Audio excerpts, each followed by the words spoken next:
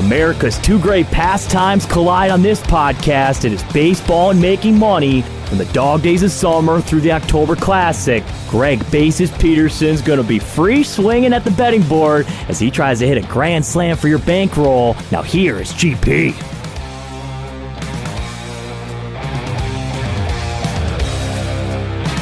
Hello everyone and welcome into MLB Overtime Betting. Greg Peterson broadcasting from the Zuni Tequila Studios out here in beautiful Las Vegas.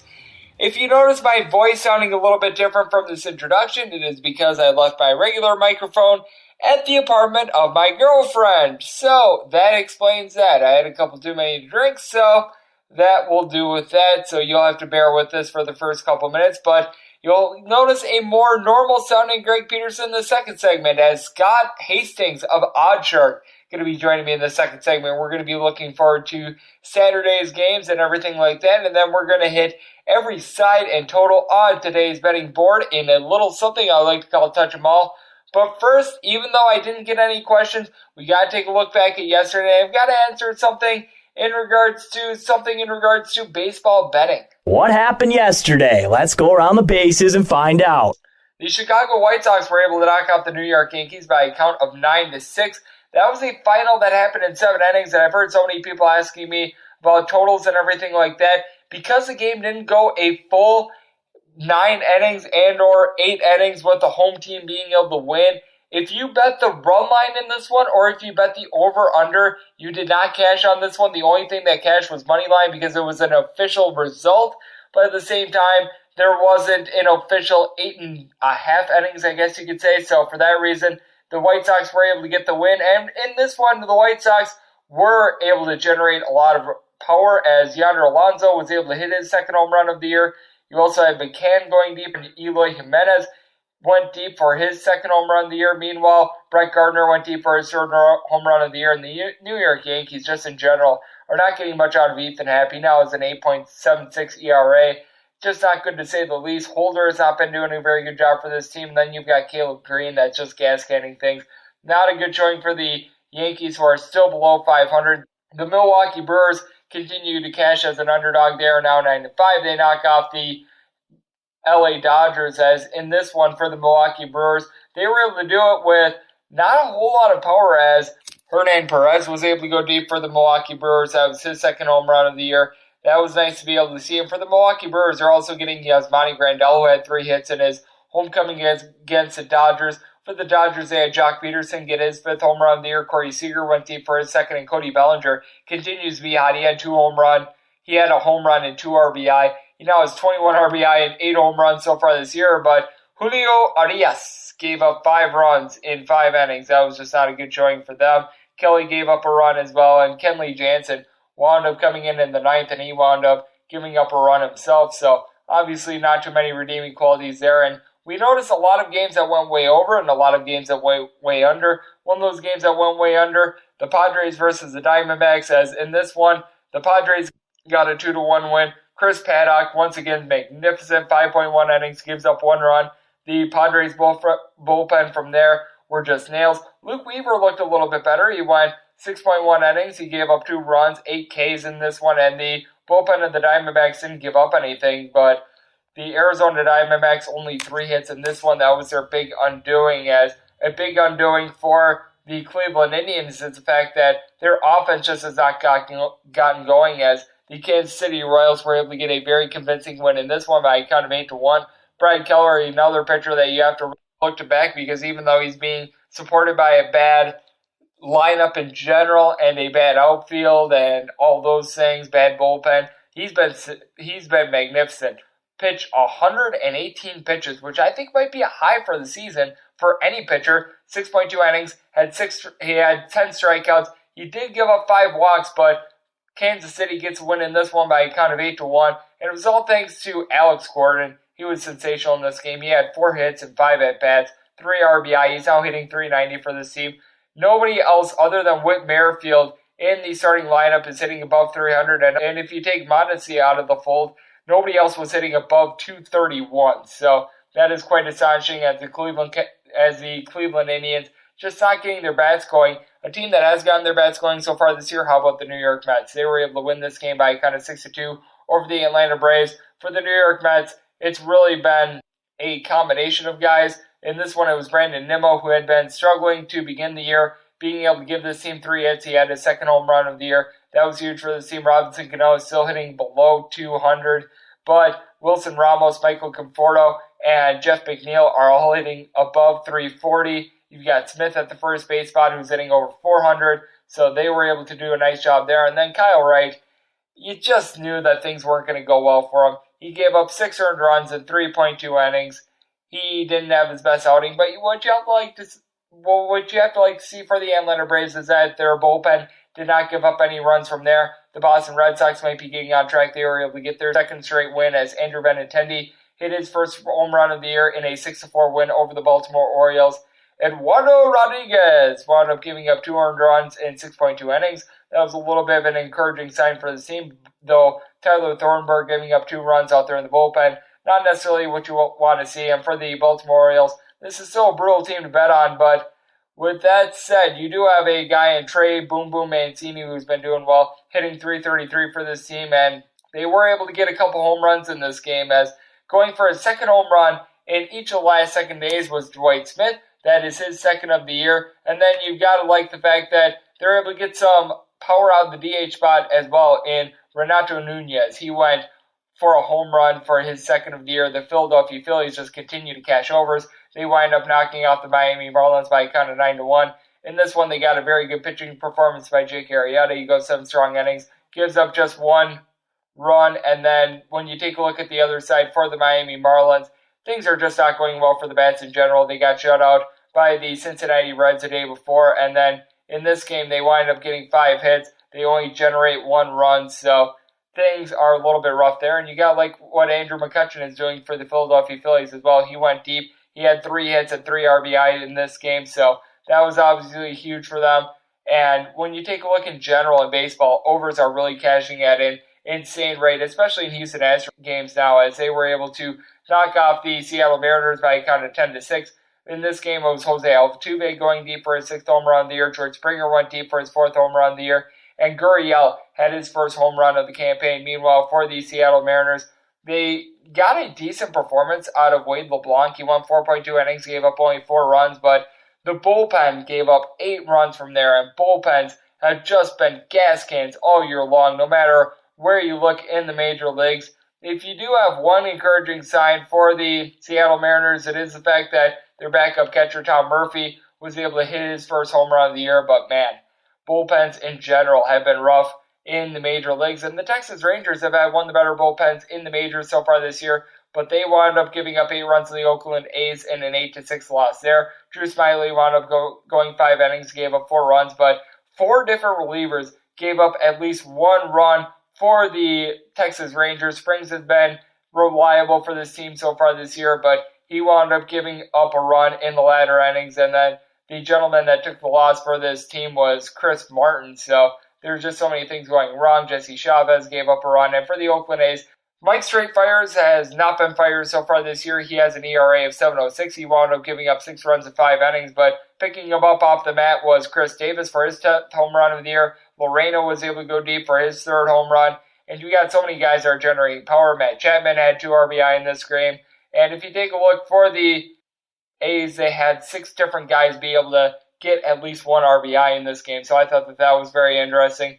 And then as I'm doing this broadcast right now, the Rockies and the Giants are in the top of the 12th inning, tied up at 2 apiece. That's interesting. The Angels are currently without Mike Trout. They lose their game to the Cubs by a count of 5-1. Even though the wind was blowing out, not many runs in this game just because the Angels have so many guys that are not hitting right now. Peter Borges is hitting below 100 along with Zach Cozart. You're not getting much out of those guys. Cole Calhoun, Ward, the list goes on and on of guys that are batting below 200 for this team. It's absolutely outrageous.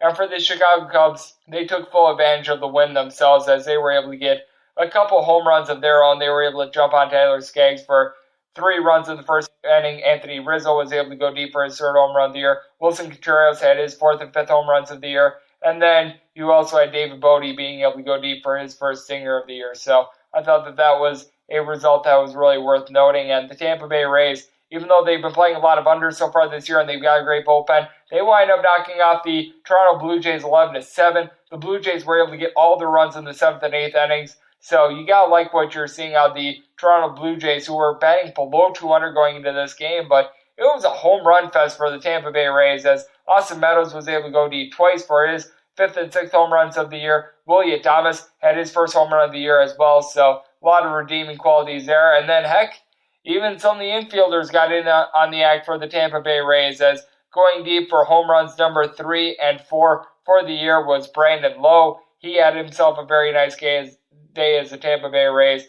Right now, just doing a great job in general, as Ryan Yarbrough was able to get the win in this one, as he and Ryan Stanek both gave up 0 runs before Chirinos and company wound up giving up quite a few runs for the Rays. And one other result that you really want to note is that the Tigers and Twins, they were postponed in this one, so they're going to be doing action tomorrow. But doing action for me right now on MLB Overtime Betting is my good friend from Oddshark, Scott Hastings. That is up next right here on MLB Overtime Betting.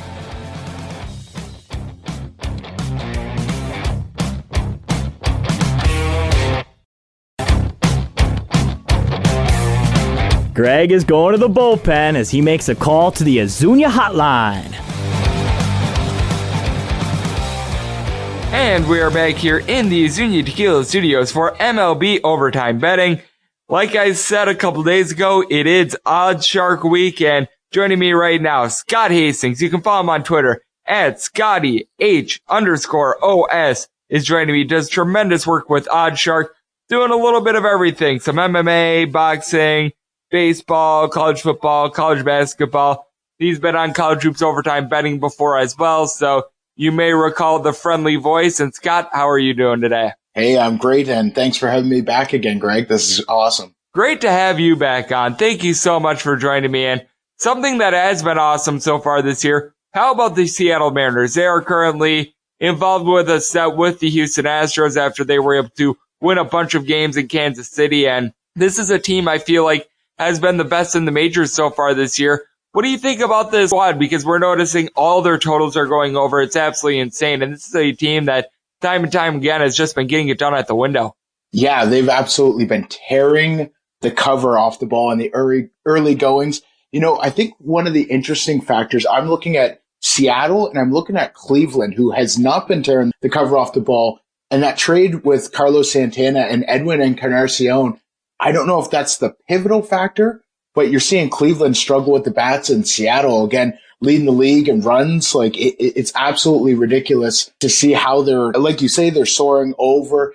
Incredible spread bet as well, because their pitching isn't too bad either. Oh, absolutely not. And you speak of the Cleveland Indians. They've been off to a good year so far this year, but it feels like they've been overwhelming a little bit because, like you said, the bats haven't necessarily gotten going. And it looks like on Saturday they're going to be, ironically enough, in Kansas City to face off against the Royals. What have you made about the Indians team so far this year? Because in this matchup, going for the Kansas City Royals on the bump, you're going to have Homer Bailey, who, oh gosh, 1-21 in his last 22 starts. And for the Cleveland Indians, I think they've got Rodriguez going. And honestly, I think they could send you and me out there, and it would be a run line bet. Yeah, when we see Homer Bailey taking the hill, it's just lick your chops. Don't even got to do much research. Just blindly bet the opposing team. Of course, Kansas City sitting in the basement in that AL Central division. Cleveland sitting atop the division. It's almost automatic at this point. Homer Bailey. It was crazy that Kansas City of all teams was the team to put him on their staff. Of course, as you mentioned, 1-for-21. Like, oh my, lifted. And it's just surprising that he still has a job in the majors. As you mentioned, we could get together, you, myself, and 7 others, and probably put up a good 10 spot against him. Jeffrey Rodriguez, though, making his first start of 2019. He hasn't had great numbers either, of course, playing with Washington last year, had 14 total games with a 5.71 ERA. So we could be in store for another over with Homer Bailey on the hill. Oh, whenever you see Homer Bailey on the mound, you just have to take whatever side Homer Bailey's not pitching for in the over in that game, as we've got Scott Hastings joining you right here on MLB Overtime Betting. And speaking of guys that are making their debut for the 2019 season, how about CC Sabathia? It's the New York Yankees in town facing off against the Chicago White Sox. Ivan Nova going to be making his return to New York. What do you make out of this matchup? Because we know that the New York Yankees so badly banged up at this point. Miguel Andujar is on the injured list. Gary Sanchez is day-to-day. Giancarlo Stanton is on the injured list. Aaron Hicks is on the injured list. The list just goes on and on and on. Yeah, and it was similar. The Yankees had some injury issues last year. Of course, Aaron Judge was down for several weeks. I believe it was a broken wrist or whatever it was there, I believe. Ivan Nova, I've always been a fan of his, even though he's sort of, he'll dazzle some days and sort of be mediocre the next. And that's what we've seen in the early goings from him. He has a 71 ERA against Seattle, but then had a sparkling, throws 7 innings, allows 1 run against Cleveland. It's just one of these, you never know what you're going to get when Nova's on the hill. And I guess the same could sort of be said about CC Sabathia. He's always around that, gives up 3 or 4 runs a game. He's getting up there. This is his, 19th season in the majors. So you got to wonder, when is that going to fall off? Will it be early goings? Of course, he was supposed to start earlier this season. That didn't happen. That's a really tough game because there's so many injuries, a guy that's hit and miss, and then you got a guy making his season debut. It's a really tough play. I think the over could be another one to play in this one. Just too much volatility, and I think there could be some balls leaving the park there at Yankee Stadium. And you are right. This is season number 19 for CC Sabathia. He is up there in age. Needless to say, he's going to be the oldest starter up there on the hill, but a guy that's a little bit younger and a guy that is right now doing well out there in the majors right now, as it is Scott Hastings joining me right here on MLB Overtime Betting. How about we've got something going on with the Arizona Diamondbacks and the San Diego Padres? Matt Strahm has converted from the bullpen to being a starter. So far, things have not necessarily gone well for him. And for the Arizona Diamondbacks, Merrill Kelly has been a very nice surprise. I believe that he was pitching in Korea a couple years ago, has had a very nice couple outings for this team. What do you make out of this one? Just because whenever I look at guys that convert from the bullpen to being a starter, those are guys I typically like to fade, and Strahm so far has not been an exception to the rule. Yeah, absolutely. And of course, these two faced off against each other on April 1st. This is no joke, April Fool's Day. And as you mentioned, Strahm absolutely torched in that game for 5 earned runs, lasting just 2 2/3 innings. While on the other side of things, Kelly was absolutely terrific, had a quality start of 6 innings, 3 earned runs, and got the win in that one, of course. I don't have a lot of faith in either of these teams. I know that San Diego has gotten off the season on the right foot. They're just both, that whole division is just sort of to me. I don't really know what they are at this point. I think that's a good pitching matchup. I would probably be going on the Diamondbacks once again based on that previous performance just over 10 days ago. And it has not gone well for Strahm, as you mentioned. So I'm going to lean Arizona in that one.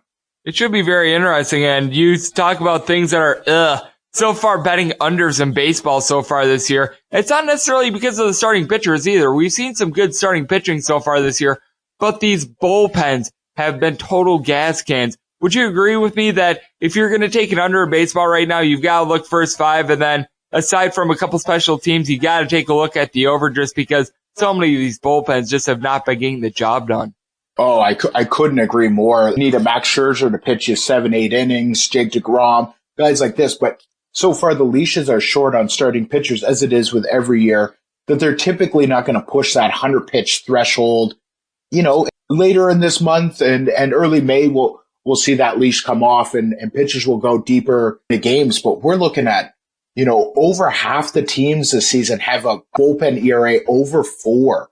And that's just not a way to contest, especially, as I mentioned, a lot of pitchers aren't going deep into the games. So then you're relying on these bullpens. The arms get tired. Come that Sunday night or the Wednesday night, at the end of a 3-game, 4-game set, these bullpens are absolutely taxed.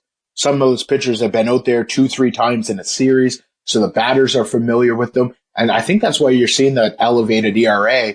We've seen time and time again, when you rely on that bullpen very early in the season, it takes a toll later in the year. So it's going to be interesting to see how these bullpens will bounce back as the season progresses, because I'm sure it'll swing the other way to some degree, but it's definitely one thing I've been tracking a lot. A lot of innings being pitched by those bullpens. Absolutely, as we've got Scott Hastings of Oddshark joining me right here on MLB Overtime Betting. And one team that has done a very good job with their bullpen so far this year, Tampa Bay Rays. They're going to be north of the border to face off against the Toronto Blue Jays. Clay Buchholz has looked like he's going to be making his season debut for the Blue Jays. Meanwhile, Blake Snell, who was absolutely terrific last year, has been good so far this year for the Tampa Bay Rays, is going to be going in this one as well. What do you make out of the Tampa Bay Rays team? Because I just talked about teams I can't trust with unders and everything like that. I feel like the Rays and the Angels are two teams that I can, though, because with both these teams, they don't necessarily have a bunch of mashers, but their bullpens have been towards the top of the majors so far this year. Yeah, you hit the nail on the head on this one. I've been preaching the Tampa Bay. I've been singing the gospel, if you will, for the Rays. People don't remember, but last year they allowed the 5th fewest runs in the entire league and the lowest in the AL East, which of course is just they play in so many small parks and a lot of home run hitters in that vicious division. This year they haven't allowed that many runs either. Just a tremendous ball club, well managed by Kevin Cash. And Clay Buchholz is a sneaky too. He had a fantastic year with Arizona. Of course, he came in midway through the season. I believe it was May, June-ish when he got the first start because they were dealing with some injury troubles. I love the under. As you mentioned, this is a great transition from all the overs we've been seeing all year. But then I look at these two studs, Blake Snell, what can you say about this kid? He goes out there and he fires every time he's on the hill. Won the Cy Young last year. And then I really have a lot of confidence in Clay Buchholz. He looked pretty good in spring training as well. So, and both bats, like Toronto's bats, are just horrendous. They can't get anything going. Of course, they did against Chris Sale earlier this week. He's a different beast altogether. But yeah, I love the under. I'm assuming the line is going to be somewhere in that 6.5, 7 range. Two great pitchers on the hill. The under looks great.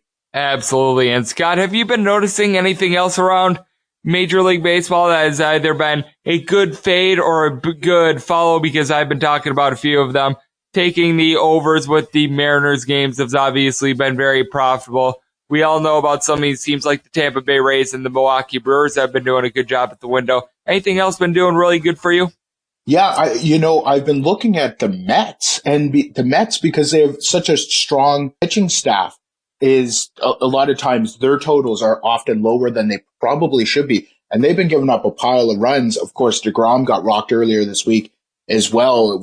Many people had the under or the team total under for the opposing squad, and that got blown up pretty early. Same with Washington. I find they've been soaring over quite frequently as well. So those are sort of the ones, just that NL East is very intriguing to me because I don't know if the pitching is up to the task of the scoring. Look at Philadelphia as another team. Aaron Nola has looked suspect at best, but their bats have been tremendous for that squad as well. Of course, Bryce Harper going there and Gene Segura. So I look at that NL East and anytime they're matched up against each other, I think an over is a smart play. Not to mention Miami, of course, when Jose Urena is on the hill, he's been getting absolutely mashed through his first few starts as well. So anytime I see the NL East teams in the mix and a total in around that 8 mark, I'm hammering the over.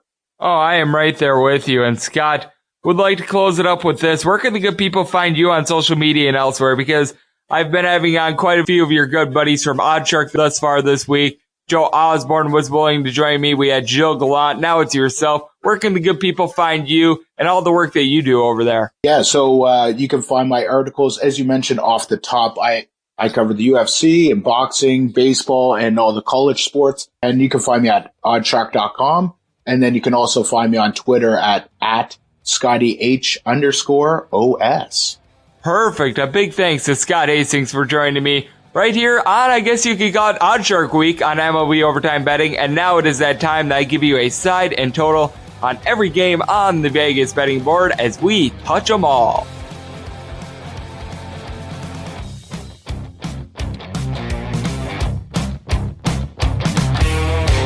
Hey, I'm Steve Heitner, the guy who uttered the famous phrase, "That's gold." And that's the inspiration of my new podcast, That's Gold with Steve Heitner. We talk sports, sports betting, movies, comedy, food, drink, Vegas, music, movies, and more. 5 days a week. Did I say movies twice?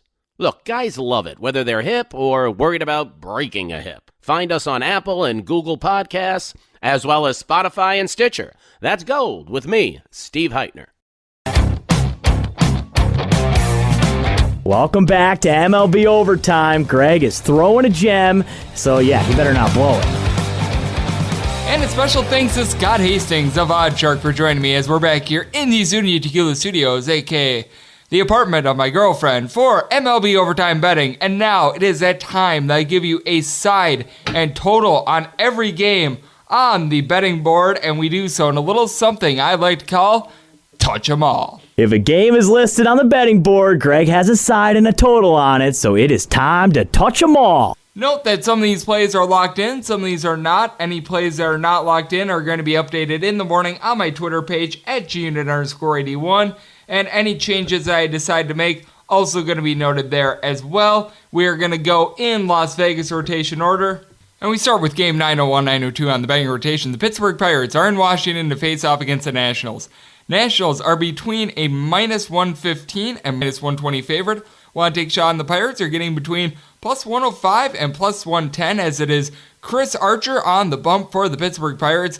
Meanwhile, the Nationals, they go with Anibal Sanchez. Total is 8.5. I'm seeing the 8.5 between -110, -115 on the other under. That makes the over between -110 and -105. This is a spot where I've got to take a look at the Pittsburgh Pirates here. I know that I'm not much of a fan of Chris Archer whatsoever, but with the Pirates, they have the far superior bullpen in this matchup. Anibal Sanchez, not a bad pitcher, but at the same time, he's not really a guy that you really want to be betting too much on. I think he'll give this team like 6, 7 solid innings. I think he'll probably give up 2 or 3 runs in that span. You sort of know what you're going to get out of Anibal Sanchez. Meanwhile, with the Pittsburgh Pirates, Chris Archer, he's a good pitcher. He just uses too many pitches, and that leads the bullpen getting used. But the bullpen for the Pittsburgh Pirates does a pretty good job, and you got 2 very light-hitting teams as of right now.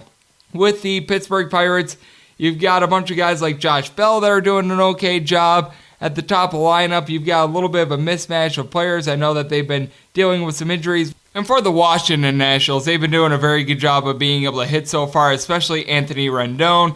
He had another home run for the Washington Nationals, actually 2 home runs in their game against the Pirates on Friday. He was essentially the whole offense in that team. But I do think that with the Pirates, they're going to start to get a guy like John Ho Kang going. He's right now batting just above 100. It's really not been going well for some of the guys out there in the infield. I know that they've got a couple injuries there, but Adam Frazier at the top of the lineup, hitting right around 300 as well, and Sterling Marte starting to come around as well. And I just have a little bit more faith in the pitching in this game, and I do think that it's going to be played to an under. So for that reason, we are going to go with the Pittsburgh Pirates at a plus price, currently in wait-and-see mode as to what number I'm going to be able to get there, but I've already locked in under 8.5 runs. Game 903, 904 on the betting rotation. It is the Colorado Rockies, and they are taking on the San Francisco Giants. It is the Rockies that are between a plus 116 and even seeing them up to a plus 120 favorite. I'm seeing 1 plus 110 out there. You probably don't want to take that. Meanwhile, if you like the San Francisco Giants, it is going to be between minus 120 and minus 130 that you're laying with Madison Bumgarner on the mound. Meanwhile, Kyle Freeland goes for the Colorado Rockies. Total on this one is 7. If you like the 7, you're going to be paying between minus 105 and minus 115. If you like the under, you're going to get anywhere between minus 105 and minus 115 as well. This is a spot where I do look at the Colorado Rockies. I know that their offense, well, it's not been very good so far this year, but on the other side for the San Francisco Giants, they don't have a lot of guys that are raking as well, but I do feel like this is a good spot for the over just because we've noticed that Kyle Freeland has really been having some walk issues, and I think that the bullpen of the Colorado Rockies is doing a very good job. Guys like Oberg and Wade Davis and company, I really like what they're able to bring to this team out of the pen. Meanwhile, for the San Francisco Giants, Madison Bumgarner has become a little bit of a hit-or-miss pitcher. He does a very good job when he's on his game, but there are just some games where he doesn't quite have it. He's currently 0-2 with a 3.32 ERA. He's been a little bit of a tough loser. I do think that guys like Nolan Arenado and Trevor Story are going to come around. Trevor Story goes into this game hitting just above 200. It's a little bit baffling, but they have had some success with David Dahl at the middle of the lineup. Meanwhile, for the Giants, guys are just not hitting for the team. Kevin Pillar is providing some power. Brandon Crawford is getting on base, but Brandon Belt hitting only .217. We have noticed that Buster Posey has not really gotten out of his own way. Joe Panic is not doing a very good job for this team. So I do think that with the poor bats out there and the less than stellar pitching, I do think that this is a spot where we're going to get an over, and I think we're going to be able to get a Colorado Rockies win. I think they're going to be able to explode for some runs. So currently in wait-and-see mode in regards to the Rockies and what sort of price I'm going to get on them on the money line, but already locked in over 7 runs at -105. The Philadelphia Phillies and Miami Marlins are going to be doing battle. This is game number 905, 906 on the betting rotation. It is Craig Smith on the bump for the Miami Marlins. Meanwhile, for the Philadelphia Phillies, is Zach Eflin. Total on this game is 8, shaded under. The under is between -105 and -115. The over is between -105 and -115 as well. If you like the Philadelphia Phillies, you're going to be laying between -152 and -160. You want to take a shot on the Marlins, you're going to get anywhere between +140 and +150. I just cannot back the Miami Marlins at this point. Their hitting has not gotten going, to say the least. They did bring in Curtis Granderson in the offseason. He's been able to give this team a couple base hits, but JT Riddle has been providing a little bit of power, but he's not really getting it going in regards to a batting average. Jose Alfaro has done a decent job of being able to get on base, and Lewis Brinson as well, but there's too many guys like Neil Walker that leave something to be desired. Meanwhile, for the Philadelphia Phillies, they were just able to tear the Marlins apart on Friday as they were able to hang a very crooked number in that game.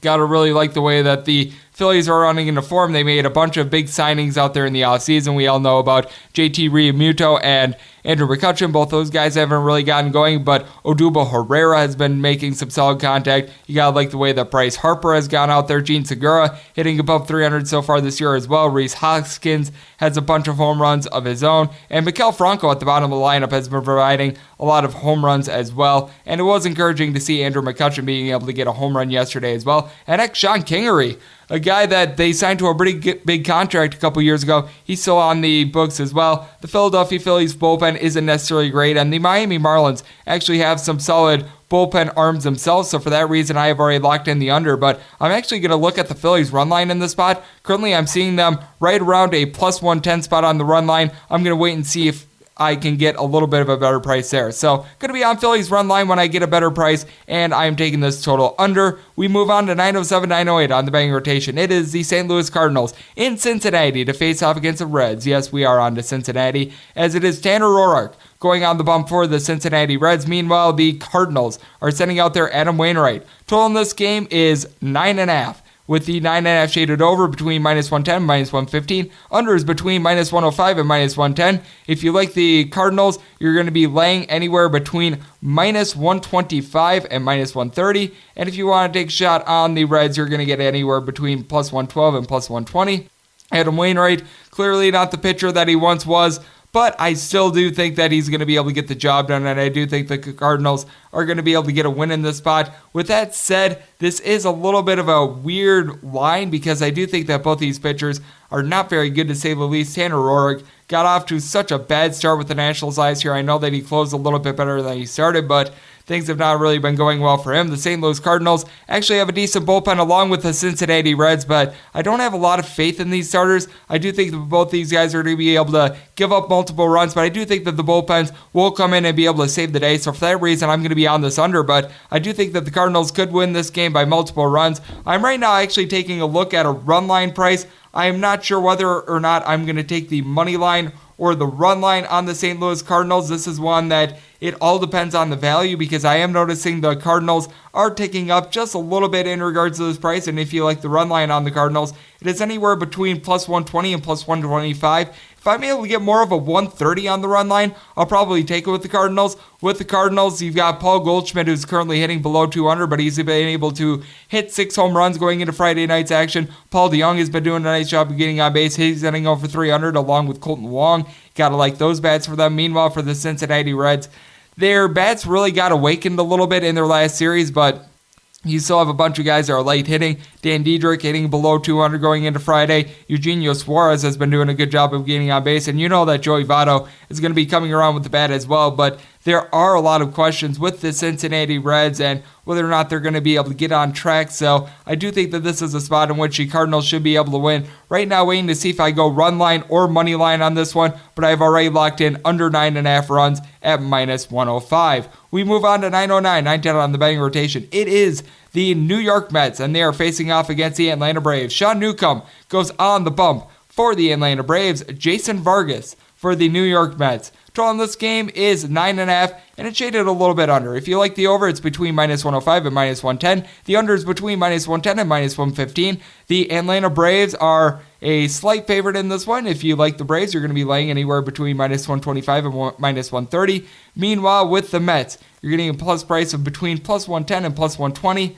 Just hard for me to back Jason Vargas at this point. He has not been a good pitcher throughout his career. Things have really not been going great for him the past few. And with John Newcomb, he sometimes is a little bit of a head-scratching pitcher. He sometimes has his really bad outings, but I have a lot more faith in him. The Atlanta Braves bullpen isn't necessarily great with guys like Wes Persons and company coming out there, but I do like the way that Ronald Acuna Jr. has really been picking it up in recent games. Going into Friday's action, he had 5 home run, 9 RBI. Freddie Freeman hitting just below 350, and then you've got Dansby Swanson, a gentleman who towards the bottom of the lineup has really been raking for this team. Meanwhile, for the Mets, it's been the Pete Alonso show. He's already got 6 home runs, and into Friday, 17 RBI. He has been sensational. Robinson Cano has not necessarily been mashing with the bats, but what you do have to like also with the Mets is the fact that Wilson Ramos is doing a good job of getting on. Brandon Nimmo, a guy that was struggling at the top of the lineup, he was able to get multiple hits in their game against the Atlanta Braves on Friday. That was obviously a good sign. Jeff McNeil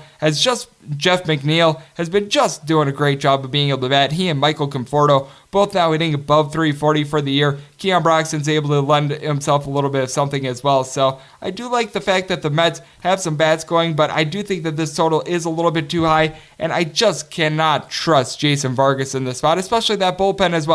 With the Mets, aside from Edwin Diaz, everyone has been giving up a couple too many runs, especially guys like Robbie Gesellman. So for that reason, even though I am on the under, I am looking at the Atlanta Braves, and I'm looking at them being able to win this game by multiple runs. Right now, the Braves run line is plus 155. I'm going to lock that in. I already locked in under 9.5 runs as well. So those will be my plays on that game. 9-11, 9-12 on the betting rotation. It is the San Diego Padres taking on the Arizona Diamondbacks. For the San Diego Padres, Matt Strahm takes the mound, and for the Arizona Diamondbacks, it is Merrill Kelly. The total on this game I am seeing is 9 at most shops.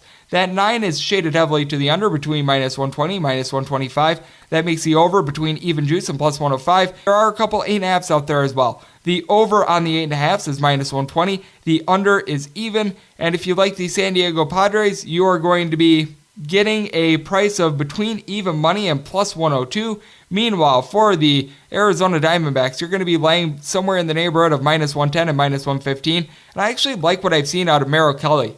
He's been very good ever since coming over from Japan. I really liked what he's been able to show this team. And with the Arizona Diamondbacks, you've got a bunch of very good bats I feel like are going to have another good game in this one. The Arizona Diamondbacks, probably one of the more surprising teams in regards to hitting so far this year. Adam Jones comes over from the Baltimore Orioles, and he's been hitting over 300. He's been providing a lot of pop. Meanwhile, for the San Diego Padres, you've got a couple guys that are really getting it going. I do like the way that Eric Hosmer has been getting some hits in recent games. He's a guy that really struggled to begin the year. Manny Machado has been providing a little bit of pop and a little bit of power. He hasn't quite been the guy that he was last year, but he's still getting the job done. Will Myers hitting right around 300. Hunter Renfroe heading into Friday's action had 4 home runs so far this year, hitting just below 300 himself. Meanwhile, for the Diamondbacks, you've also got like that Ketel Marte has 3 home runs so far this year, but the guy that has really been impressing me has been right out there in the middle of the lineup at David Peralta. He's hitting above 350. He only has 1 home run so far this year, but you got to think that the power is going to be coming around, and I do think that Merrill Kelly is going to be able to come out there and he's going to be able to have a good outing. And then with the San Diego Padres and Matt Strahm, he is a guy that pitched in the bullpen last year, and the San Diego Padres still have a very stellar bullpen, but he just hasn't necessarily gotten things going as a starter as well. I wound up taking the under 8.5 with favorable juice, and I locked that in. Also locked in the Diamondbacks at -110. I think that they should be able to win this game and win this game quite convincingly. 9-13, 9-14 on the betting rotation. It is the Milwaukee Brewers going on the road to face off against the Los Angeles Dodgers. Zach Davies goes for the Milwaukee Brewers. For the LA Dodgers, it is still to be determined, and at the time of this broadcast, I'm doing this on Friday evening. I haven't really seen much in regards to who the Dodgers are going to be going with. I will tell you, if the Brewers are getting a plus price, I'll probably look at them. Zach Davies has been doing a very good job as a starter. You got to know that the Dodgers have been doing a great job of ranking themselves. You got guys like Justin Turner, Cody Bellinger, probably the hottest player out there in the big leagues. He's been sensational. Kike Hernandez has been getting the job done. Austin Barnes. The list goes on. And with the Brewers, they've had a couple sleepy bats. Mike Moustakas seems to be getting things coming around, but he hasn't necessarily had the best start to the year. Jesus Aguilar has been hitting below 200 so far this year. Orlando Arcia has been picking it up a little bit, but he got to a slow start as well. But the three guys have not. How about Ryan Braun, Christian Yelich, and Lorenzo Cain? All these guys are hitting very well. I think that Braun is the only guy that's hitting below 300 out of those three. Christian Yelich had a streak of 4 home runs in 4 games earlier this year. You gotta like the way that he's going. So for that reason, when a number comes out, I'll likely be looking at an over as long as it's at a reasonable number, somewhere in the 8-ish range. I would look at that total over, and I'll probably look at the Brewers at a plus price if that's how it shakes out. Obviously, no plays with no line on this game, so check back on my Twitter page at @unit_81 in the morning for set plays there. 9:15, 9:16 on the betting rotation. It is the Chicago White Sox in New York to face off against the Yankees. CC Sabathia makes his season debut for the Yankees.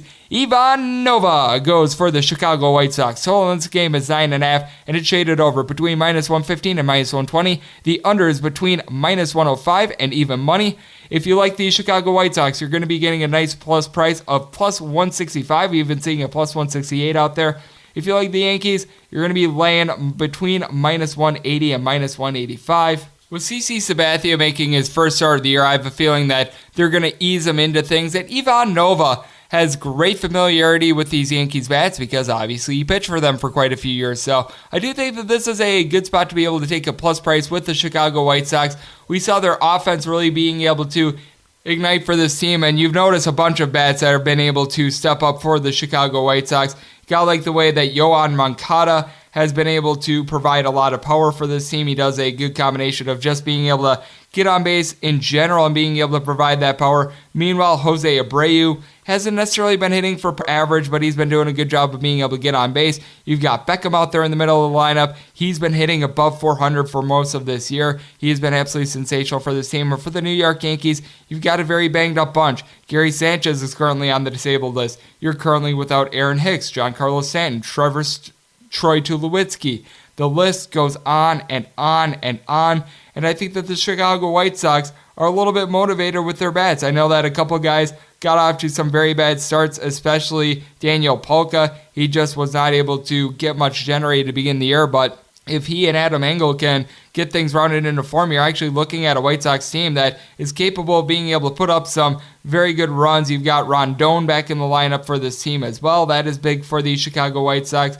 White Sox bullpen we know is not great, but I think that they're going to be able to excel against a Yankees team that is very badly banged up. I know that you've got Clint Frazier being able to hit well for this team. Austin Romine has been able to do some things. And then you still have guys like Gleyber Torres that are very good power hitters, Aaron Judge. But Luke Voit isn't hitting for much of an average either. So for that reason, I'm actually looking at the Chicago White Sox in this spot. I'm right now in wait-and-see mode just to see what kind of a plus price I'm going to be able to get in this game. But with that said, I am also on this game under because I do think that the Yankees have a pretty decent bullpen, and I think that they're going to be able to get the job done. I'm currently in wait-and-see mode to see if this goes to 10 runs, and I have locked in the White Sox at +165 as well. So +165 on the White Sox, and the under the play here, currently in wait-and-see mode on that under. We stay in that same division as it is the Baltimore Orioles in town to face off against Boston Red Sox. 9-17, 9-18 on the betting rotation. Andrew Cashner goes on the bump for the Baltimore Orioles. Meanwhile, for the Boston Red Sox, it is Rick Porcello. With the Boston Red Sox, you're going to be laying a very hefty price of between -240 and -250. If you like the Baltimore Orioles, you're going to get anywhere between +210 and +215. I went down with the ship yesterday on the Baltimore Orioles. I feel like such a schmuck, but I'm I'm betting the Orioles again. I'm sorry. I think that I need to go into like some sort of a witness protection program here or something like that. I need to like check into an AA meeting, but I'm betting on the Baltimore Orioles. You've got value here. I like the way that Trey Boom Boom Mancini has been hitting for this team, and I'm just not bullish on the Boston Red Sox at this point. I know that they've now won 2 straight games, but with the Red Sox, you just have bad relief pitching. I don't have faith in guys like Ryan Brazier and Johnson and company being able to really do a good job. And Rick Porcello, to begin the year, has been absolutely awful. In his 2 starts, he has a 13.5 ERA and a whip of 3.14. Andrew Cashner doesn't necessarily enlighten a lot of promise in you either. He's 2-1, but he has a 5.28 ERA. But with the Boston Red Sox, their bats have been a little bit shaky as well. Mitch Moreland is coming around. He's been hitting quite a few home runs for this team. You know that Mookie Betts, Xander Bogaerts and company are going to be able to get things going, but Jackie Bradley Jr. at the bottom of the lineup hasn't necessarily been doing a great job. Nunez and Steve Pearson, those guys, the guys that really were able to allow the Red Sox to win that World Series last year, they haven't necessarily been great either. So I do think that this is a good spot to be able to take a plus price here with the Baltimore Orioles. There is value here, and I do think that the Baltimore Orioles are going to be able to get a pretty decent pitching performance out of Andrew Cashner. I'm right now in wait-and-see mode on this under, trying to see if I'm going to be able to get more favorable juice, but I'm going to be playing under 10.5 runs, and I am looking at the Baltimore Orioles on the money line, so that is going to be the plays there. It's sad, it's unfortunate. You heard my rant yesterday on it. I am feeling the exact same way, but with that said, Orioles and under in this spot. 919, 920 on the betting rotation. It is the Detroit Tigers on the road to face off against the Minnesota Twins. Michael Pineda goes for the Minnesota Twins. Tyson Ross for the Detroit Tigers. Total in this game is 7.5, and the juice shading is all over the place. If you like the over, you're going to be getting anywhere between minus 120 and even money. If you like the under, same thing. You're going to be either laying 120 or even money. The Detroit Tigers, a pretty heavy underdog here. You're going to be able to get anywhere between plus 155 and plus 165. Meanwhile, if you like the Minnesota Twins, you're laying anywhere between minus 170 and minus 180. I just cannot do it with the Minnesota Twins. That is too hefty of a price. Tyson Ross is a very decent pitcher. He's not a guy that is going to go out there and is going to light the world on fire, but I do have some confidence that he's going to be able to go out there and he's going to be able to give the Detroit Tigers a quality start. And we've noticed the Tigers pitching in general has been pretty good so far this year. Meanwhile, with the Minnesota Twins, Michael Pineda has been off to a good start so far this year. Multiple starts. He has a 2 ERA. He's been able to limit hard contact. He does a good job of being able to have some wipeout stuff. So I'm actually going to lock in this total under at 7.5 at even juice.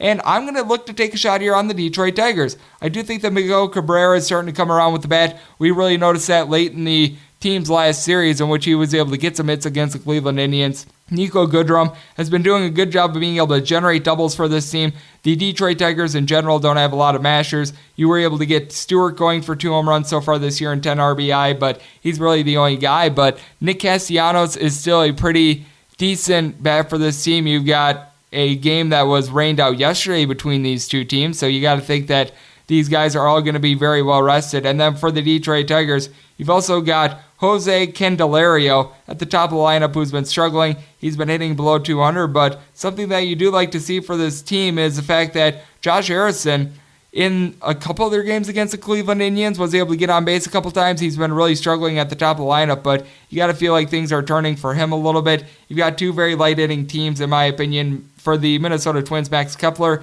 has 3 home run and 8 RBI heading into this game. Jorge Polanco has been doing a very good job of being able to get on base for this team, but he's still got a couple question marks. Nelson Cruz has been doing a decent job in regards to average, but he hasn't necessarily gotten that power going that we've seen in the past. Cave has been doing an absolutely terrible job out there in the field. Jonathan Scope seems to be coming around, though. And then the guy that has really surprised me for the Minnesota Twins is actually their catcher, who is hitting right now .474 in Mitch Garver. He's got 3 home runs and 3 RBI and 5 RBI to go with that terrific average as well. He's been great, but Eddie Rosario's not gotten things going. CJ Cron seems to be going a little bit cold, and Byron Broxton, a little bit of a hit-or-miss player. So for that reason, I am going to trust the Detroit Tigers here with this plus price, and I'm going to play this total under. Currently in wait-and-see mode on the Detroit Tigers price, but I've already locked in that under. 921, 922 on the betting rotation. It is the Tampa Bay Rays, north of the border, to face off against the Toronto Blue Jays.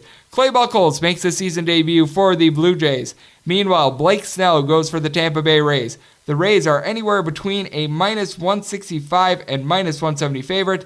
If you like the Toronto Blue Jays, you're going to be getting anywhere between plus 150 and plus 157. Total on this game is 8. The 8 is between minus 110 and minus 115 juice on the over. The under is between minus 105 and minus 110. I really do like the way that Blake Snell has been rolling ever since his first start of the year in which he got roughed up against the Houston Astros. And then for the Toronto Blue Jays, Clay Buchholz was absolutely sensational last year, but with this being his first start, you do have a couple questions there. I do feel like both these teams have pretty good bullpens, but I think that the Tampa Bay Rays bullpen is significantly better. So for that reason, I'm not just going to look at the Tampa Bay Rays being able to win this game. I'm actually going to look at the Tampa Bay Rays on the run line. Currently, the run line price that I'm seeing on the Tampa Bay Rays is even money. I'm trying to see if I'm going to be able to get a little bit of a plus price, but I'm certainly going to be looking at this total under. G-Man Choi has been doing a very good job of being able to hit for this team. Austin Meadows at the top of the lineup. Entered into Friday's action hitting .341 with 4 home runs. That is very good to see. Kevin Kiermaier has really picked it up with the back, as well as Tommy Pham has clearly been a good acquisition for this team. Meanwhile, for the Toronto Blue Jays, they entered into Friday's action hitting below 200 as a team. Freddie Galvis has been doing a nice job hitting .395. He's been able to hit quite a few home runs for this team, but other than that, there just really hasn't been a lot going for this Toronto Blue Jays squad. They were able to bust out for a very big performance against the Tampa Bay Rays, as for the Rays, they just were not able to do a very good job of being able to close out that game, as they were up 8-0 going into the 7th inning, and then the Blue Jays were able to pull off a very, very nice rally there in the 7th and 8th innings. But with that said, I do think that the bullpen pitching is going to be much better in this one. You still don't know what you're going to get out of Justin Smoky for the year, hitting right around 200. Randall Grichuk hitting below 200. Urania has been doing a nice job at the third base spot, but past that, you don't have a lot of redeeming qualities with this Toronto Blue Jays lineup. So currently in wait-and-see mode on the Tampa Bay Rays run line, but also going to be on the under. Currently trying to see if that gets to even juice as well. Game 923, 924 on the betting rotation. It is the Cleveland Indians facing off against the Kansas City Royals. Oh my goodness gracious. We've got Homer Bailey on the mound for the Kansas City Royals. That is never a good sign if you are betting the Kansas City Royals. Meanwhile, making his club debut for the Cleveland Indians, you've got Jeffrey Rodriguez. The total on this game is 9, and that total is shaded over. If you like the 9, you're going to be laying between minus 115 and minus 120 juice out there at one book as well. If you like the under, that is anywhere between even juice and minus 105. The Cleveland Indians are between a minus 115 and minus 118 favorite. Meanwhile, the Kansas City Royals are a slight underdog of plus 103 to plus 108. And if you are betting on the Kansas City Royals with Homer Bailey on the mound, you are lighting your money on fire. His teams are 1-21 in his last 22 starts, and this is backed by a just absolutely atrocious bullpen. It is absolutely insane. Meanwhile, with Jeffrey Rodriguez, he made one start for the AAA club in Columbus before he got the call-up. We have seen the Cleveland Indians be able to do very good with some of these younger arms. We saw Shane Bieber a couple days ago have a very nice start, but book is still up on Jeffrey Rodriguez. He has some very good plus starts. He has some very good plus stuff, but he does sometimes have a problem with giving up the long ball as well, so I do think that that is interesting. But the good news is with the Kansas City Royals, they don't necessarily have a bunch of mashers out there. Jorge Soler has been doing a decent job at the middle of the lineup, and Whit Merrifield along with Mondesi have both been doing a nice job of being able to get on base. But with that said, I've got to take a look at this total over just because I think that he's going to give up a couple runs. And with Homer Bailey, you know that he's going to be giving up quite a few. The Cleveland Indians didn't necessarily have the best start to this series yesterday, so you got to think that they're going to be coming out, and they're going to be coming out very angry. Brad Keller was able to give a very good start to the Kansas City Royals, so that gave them a little bit of rest, and that means that we might see Brad Boxberger who we know has been blowing games left, right, and sideways. You got to think that Jose Ramirez and Jake Bauers are going to both get on track as well. Both these guys are hitting below 200. Joining them in that boat is Hanley Ramirez as well. Carlos Santana has really been the only guy that's been mashing in this lineup. He's hitting above 400, and I actually like what Naquin brings them in the outfield as well. He's been a solid hitter. But for the Kansas City Royals, Alex Gordon has been doing a great job for this team. He was able to get 3 hits in his first 3 at-bats yesterday. But towards the bottom of the lineup, Hunter Dozier seems to be getting it going after a very slow start, but I still have my questions there. Lucas Duda, Martin Maldonado, Chris Owings, all guys that leave something to be desired. But I do think that with the pitching, the bats are going to get going, and I do think that it is going to be the Indians that are going to get not just a win, but a convincing win. I'm actually looking at the Indians on the run line, and I've locked in the Indians at plus 130 on that run line, just in wait-and-see mode on the over. This is just flat out, in all honesty, a fade of Homer Bailey, which has been very, very profitable as of late. 925, 926 on the betting rotation. The Oakland A's are in Texas to face off against the Rangers, as it is Marco Estrada going for the Oakland A's. Meanwhile, for the Texas Rangers, Adrian Sampson gets the start, and this is a pretty high total since this game is being played in Arlington. You're seeing anywhere between 10.5 and 11 on this total. If you like the 10.5, the over is between minus 120. The over is minus 120 and the under is even. Meanwhile, if you like the 11, under is currently minus 120. The over is even. The Oakland A's are the favorite in this game. They are anywhere between minus 115 and minus 122 favorites. Meanwhile, if you want to take a shot on the Rangers, getting anywhere between plus 105 and plus 112. This is a spot where I do have to trust in the Oakland A's. They got off to a little bit of a rough start yesterday, but you got to like the way that the bats in general have been going for this team. Chris Davis entering into Friday's action at 9 home run and 17 RBI. Marcus Semien has been hitting above 300. Jurickson Profar and Chad Pinder were able to find something in their trip to Baltimore. They were both able to get going. You got to think that that's big for their confidence. And then with the Oakland A's as well, you've got guys like Grossman and Chapman at the top of the lineup that have been doing a very good job of being able to get on base. I know that Grossman has not been playing recently for them, but whenever he is in the lineup, he's able to give them a little bit of something. Steven Piscotty's been struggling a little bit, but Chad Pinder really has been picking it up. And meanwhile, for the Texas Rangers, you've got a bunch of guys that are doing a good job of being able to hit for some power. As Ruben Cabrera was able to hit a home run yesterday, he had been a little bit of a slump before then. Joey Gallo obviously has power, but with that said, he also bats below 200, so that's not a good quality there. Patrick Wisdom, Delino DeShields Jr., both not hitting for any average, but Sin-Chu Chu has been doing a nice job of being able to get on base. Elvis Andrus is hitting nearly 400 as well, and you've got some power with Noah Mazzara, but this is a spot where I do look at the under. I do like the way that the A's have a very good bullpen. I also think that Marco Estrada, by far the better starter in this spot. Sampson has been doing a good job in relief work, but I just have my questions with him in regards to being a starter. I just don't feel like he necessarily has the plus stuff to be able to get the job done. I do think that the Oakland A's have a little bit more consistency with their bats in this spot as well. I think they're going to be able to get the job done. Currently in wait-and-see mode on both these numbers, but I am going to be on the A's and I am going to be on the under in this spot. 927, 928 on the betting rotation. It is the Houston Astros facing off against the Seattle Mariners out there at T-Mobile Park in Seattle. That is so really weird to say. Justin Verlander toes the rubber against Felix Hernandez of the Mariners. The total on this game is 8.5, shaded over. If you like the 8.5, you're going to be getting anywhere between minus 120 and minus 105 on the over. The under is anywhere between even money and minus 115. If you like the Houston Astros, you're going to be laying a hefty price. Anywhere between minus 170 and minus 175. That means that the Mariners are anywhere between plus 152 and plus 162. And I am going to take a shot here on the Seattle Mariners. I know that Felix Hernandez is not what he once was, but he seems to be doing a little bit of a better job this year than last year. I noticed that he had a big velocity dip last year, and he seems to be adjusting to it a little bit more. He's going more to his secondary pitches. He doesn't necessarily have that big, giant fastball that he used to have, and he's done a good job of being able to adapt to it. And Justin Verlander in general just hasn't necessarily been great in his start so far this year, but I do like the way that the bullpen of the Houston Astros has been operating so far this year. The Houston Astros have been doing a very good job of being able to close out games, so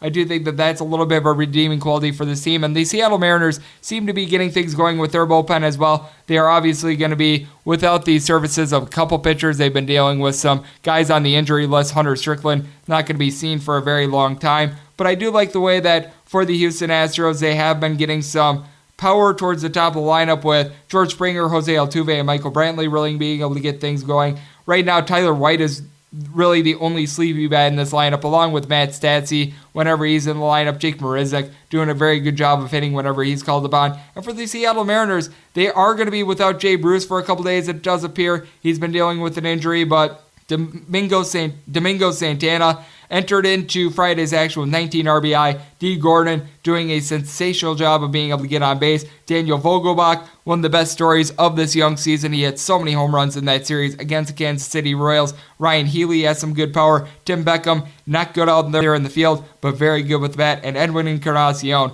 also hitting above 300. And you got to think that Mitch Haniger is going to be able to get the job done as well. This is a spot where I do take a look at the big plus price with the Mariners. And I do think that Justin Verlander is going to do a decent job in this game. And the bullpen of the Astros will provide some quality innings there. So already locked up the under, currently in wait-and-see mode to see what kind of a price I'm going to be able to get with the Seattle Mariners. And we close up shop with 9:29, 9:30 on the betting rotation. It is the Chicago Cubs playing host to the LA Angels. Chris Stratton goes on the bump for the Angels. Meanwhile, Kyle Hendricks goes for the Cubs.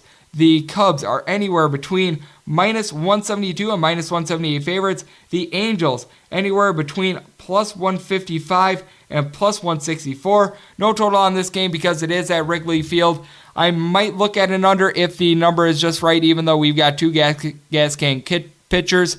It's one of those things where it's interesting because I think that if we get a harebrained total like we did on Friday where it's 11, certainly going to take it under. And if it's somewhere in the neighborhood of like 7 or 8, I'm going to take it over because Chris Stratton throughout his career has not been a good pitcher. With the San Francisco Giants last year, he had an ERA above 5 and he's not off to a good start this year. Kyle Hendricks, one of the bigger money-burning pitchers out there in the majors. But I will say for the Cubs, their bullpen has been pitching much, much better recently. I believe that they haven't given up a single run in 20-plus innings going into this game, so that's a good quality. Meanwhile, with the Angels, you don't know whether or not Mike Trout is going to be in the lineup for this game, and he missed yesterday's game. He missed the day before. He's been dealing with a groin injury, and that's something that you got to think that the Angels want to play it safe with. So for that reason, I'm going to be looking at a Cubs run line.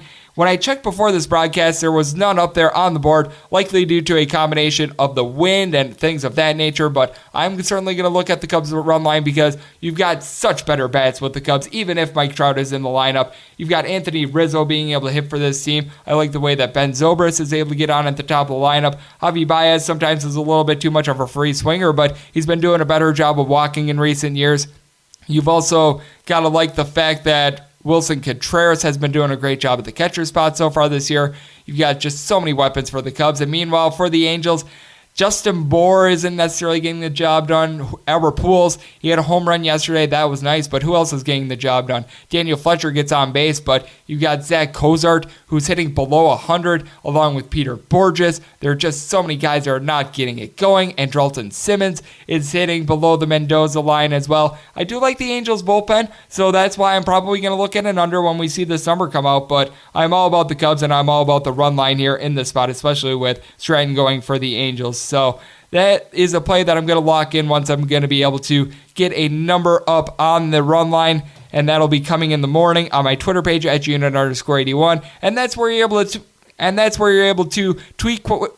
And that is where you're able to tweet questions if you ever have them for this fine podcast. A big thank you to all that listened today. You can subscribe on Apple iTunes, Google Play, Spotify, Stitcher, and TuneIn. A big thanks to the one and only Scott Hastings of Oddshark for joining me in the second segment. Scott Hastings doing tremendous work out there for Oddshark, as it was Oddshark week right here on MLB Overtime Betting. And let's make today a successful and profitable day, and I will talk at you guys once again tomorrow. Thank you so much for tuning in.